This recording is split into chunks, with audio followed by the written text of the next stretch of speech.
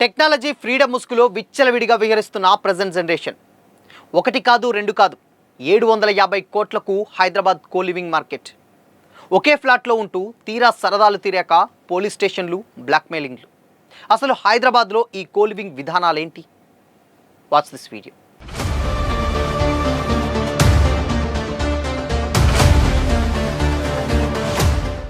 Hi hello, welcome to Disha TV.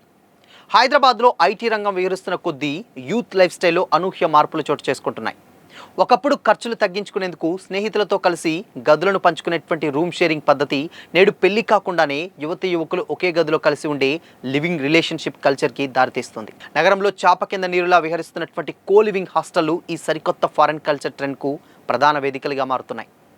Technology freedom ముసుగులో మొదలవుతున్న ఈ బంధాలు చివరకు విచ్చలవిడితనం, డ్రగ్స్, బ్లాక్మెయిలింగ్, పోలీస్ కేసుల వరకు దారితీస్తుండడం సమాజంలో తీవ్ర ఆందోళన రేకెత్తిస్తుంది. కోవిడ్ తర్వాత పరిస్థితులు, కార్పొరేట్ సంస్థలు ప్రవేశపెట్టినటువంటి హైబ్రిడ్ పని విధానం సిటీలో కోలివింగ్ స్పేస్ల డిమాండ్ను అమాంతం పెంచేశాయి.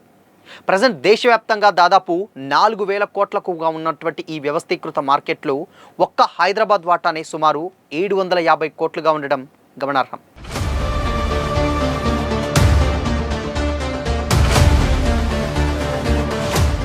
సిటీలోని ఐటీ కారిడార్, కుకట్పల్లి వంటి ప్రధాన ప్రాంతాల్లో ఏకంగా 400కు పైగా కోలివింగ్ హాస్టళ్లు వెలిశాయి. వీటిలో ప్రస్తుతం 70,000 మంది పైగా యువతీ యువకులు నివసిస్తున్నారు. డబుల్, ట్రిపుల్ బెడ్రూమ్ ప్లాట్ల తరహాలో ఉండేటువంటి ఈ స్పేస్లలో బెడ్రూమ్లు ఎవరికి వారు ప్రత్యేకంగా ఉన్నప్పటికీ లివింగ్ రూమ్కి kitchen room, dining, gym, gaming area వంటిని అందరూ ఉమ్మడిగా వాడుకుంటున్నారు.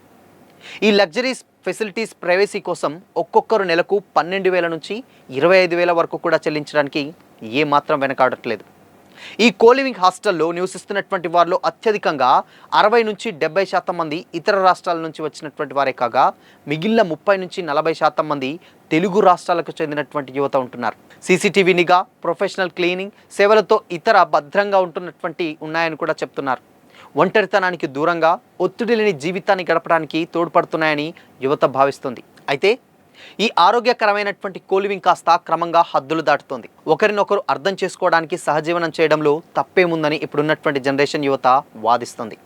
పెళ్ళైన వారు విడాకులు తీసుకున్నట్లు తాము కూడా బ్రేకప్ చెప్పుకొని విడిపోతున్నామని చాలా తేలికగా చెబుతుండడం వారి ఆలోచన ధోరణికి అద్దం పడుతుంది. తాము సాధారణ రూమ్మేట్స్లో కలిసి ఉంటున్నామని స్వగ్రామంలోని తల్లిదండ్రులను నమ్మిస్తూ తెర వెనుక సహజీవనం సాగిస్తున్న ఉదంతాలు అనేకంగా వెలుగు చూస్తున్నాయి. మన సంస్కృతి, సాంప్రదాయాలకు, కుటుంబ వ్యవస్థల ఉనికికే ముప్పుగా పరిణమిస్తున్నటువంటి ఈ ధోరణి తీవ్రమైనటువంటి సామాజిక సమస్యలకు దారితీస్తుందని కొందరు ఎక్స్పర్ట్స్ వాదిస్తున్నారు.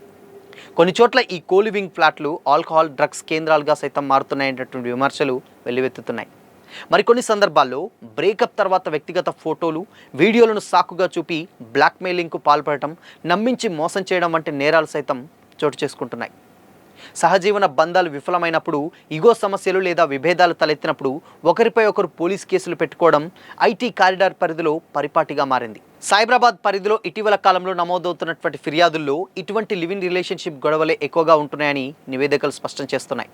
కేవలం సిద్ధాంతాలు, వ్యక్తిగత స్వేచ్ఛ పేరుతో యువత ఎంచుకుంటున్నటువంటి ఈ విధానం ఇలాగే కొనసాగితే భవిష్యత్తులో తీవ్రమైనటువంటి నైతిక, సామాజిక సంక్షోభాన్ని దారితీసేటువంటి అవకాశం ఉందని నిపుణులు చెబుతున్నారు.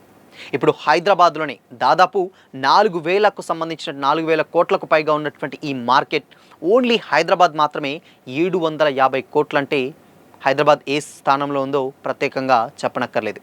ఇంత మునుపు ముంబై, దాని తర్వాత బెంగళూరు ఇలాంటి సిటీస్లలో ఇలాంటి కల్చర్ ఎక్కువగా ఉండేది. ఎందుకంటే నార్త్కి చాలా దగ్గరగా ఉంటుంది బెంగళూరు. సో అక్కడ కూడా ఇలాంటి కల్చర్ ఎక్కువగా తొందరగా వ్యాపించేటువంటి ఛాన్సెస్ ఉందని కూడా చాలామంది వ్యాపించారు. బట్ ఇప్పుడు మాత్రం హైదరాబాద్ మాత్రం నిజంగానే అంటే వన్స్ కుకట్పల్లి అటు గచ్చిబౌలి ఆ ఏరియా సైడ్ కనుక వెళితే మాత్రం ఆల్మోస్ట్ ఇలాంటి కోలివింగ్ హాస్టల్ లెక్కలేనని ఉంటాయి. దాటిని ఇప్పుడు పీజీలని కూడా చాలామంది పిలుస్తున్నారు.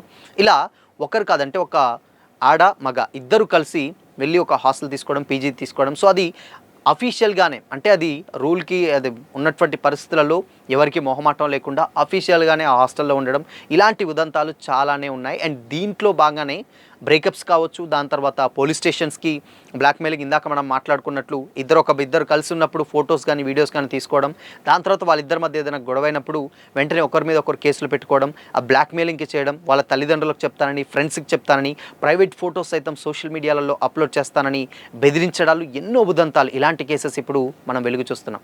సో మొత్తంగా ఇప్పుడు ఉన్నటువంటి పరిస్థితులలో ఉన్నటువంటి కల్చర్ని దాటేసి ఫారిన్ కల్చర్కి అలవాటు పడుతూ మేజర్గా ఈ కో లివింగ్ అనేది ఈ కాన్సెప్ట్ హైదరాబాద్లో చాలా ఎక్కువగా ఉందని అయితే చాలా స్పష్టంగా అర్థమవుతుంది.